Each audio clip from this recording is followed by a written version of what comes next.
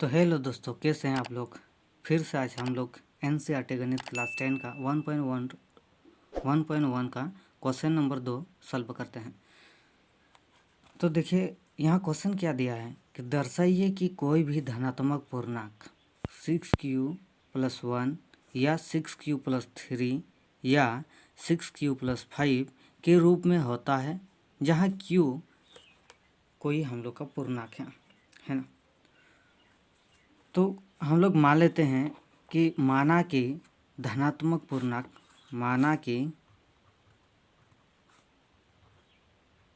कोई धनात्मक पूर्णांक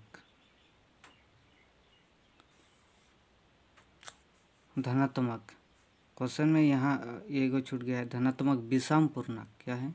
विषम पूर्णांक। तो यहाँ भी धनात्मक विषम पूर्णांक करेंगे, है ना।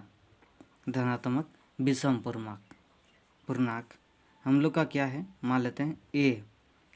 और यहाँ भाजक तो दिया है, क्योंकि ये भाजक होता है, तो भाजक हम लोग का दिया हुआ है, भाजक इक्वल टू 6 दिया है। क्योंकि हम लोग को पता है, क्या पता है कि जो ऐसा होता है ये होगा भाजक भाग देते हैं, भाजक भाग देते हैं भाज्य से।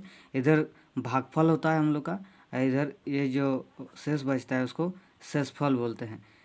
इसको इंग्लिश में डायरेक्ट रिमाइनिंग आर वो लिख देते हैं, है ना। तो ये ए कहलाता है, ये बी कहलाता है, ये क्यू कहलाता है। बताएं यूक्लिड विभाजन के द्वारा। तो यहाँ फिर उसी तरह अप्लाई करेंगे यूक्लिड विभाजन एल्गोरिथम का, है ना। विभाजन एल्गोरिथम। तो हम लोग का a equal to b q plus r होता है, जो अभी बताए है ना। तो हम लोग का ए जो हम लोग मान लिए हैं ए है, बी हम लोग का दिया हुआ है क्वेश्चन में ही 6। यहाँ भी देखो भाजक कितना दिया है, 6 दिया है। यहाँ भी भाजक दिया है 6, यहाँ भी भाजक 6 दिया।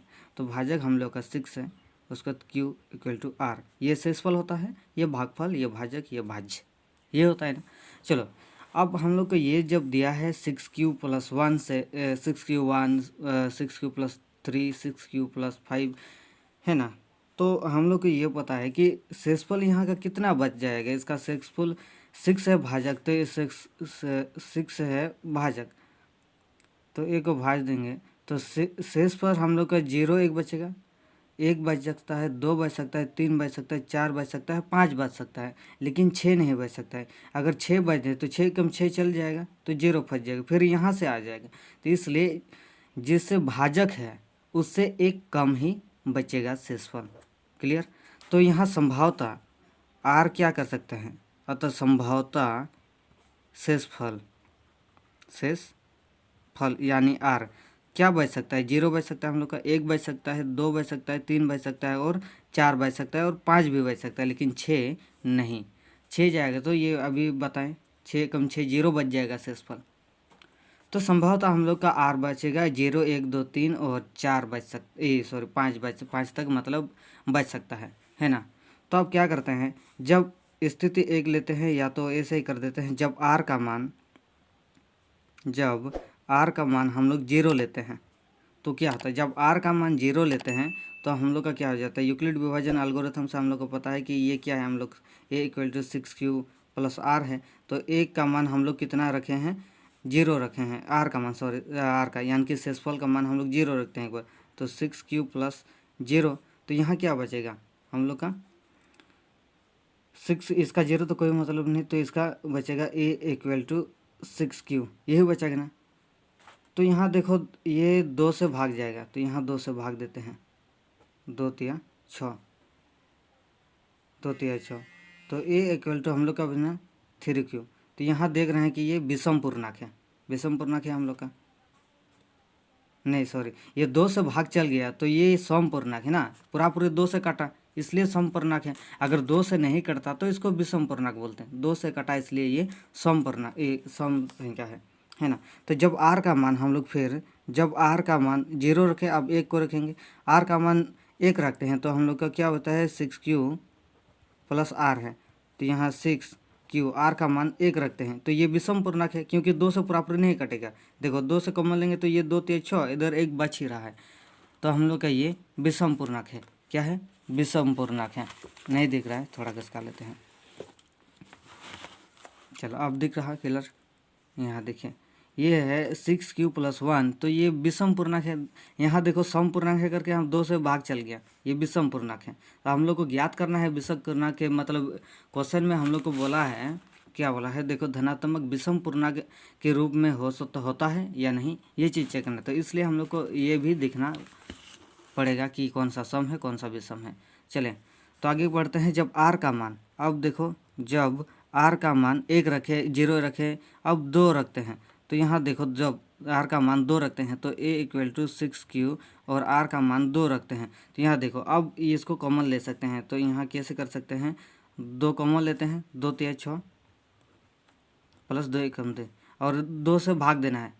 किसी भी सम संख्या को जो 2 से पूरी कट जाए उसे सम संख्या कहते हैं, और 2 से पूरी जो नहीं कटे उसे विषम संख्या कहते हैं।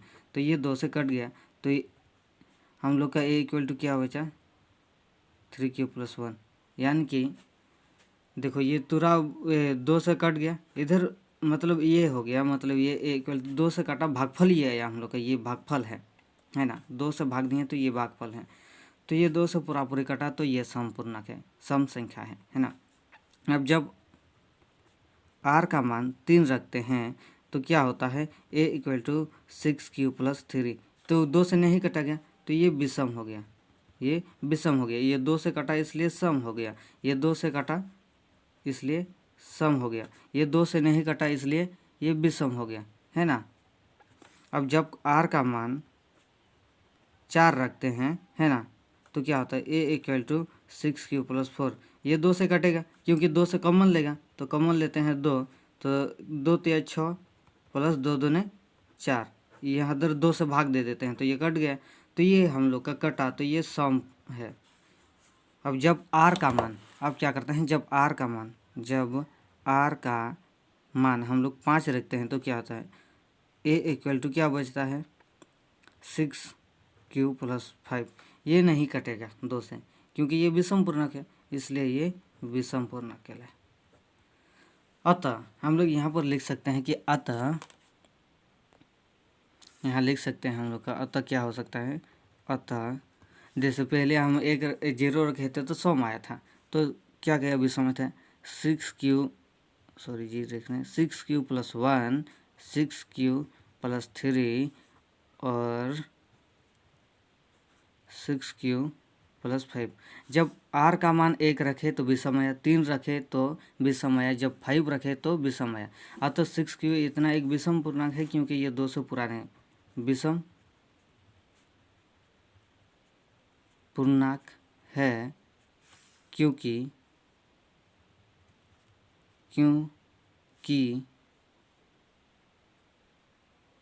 इसका 2 का गुणनखंड नहीं है।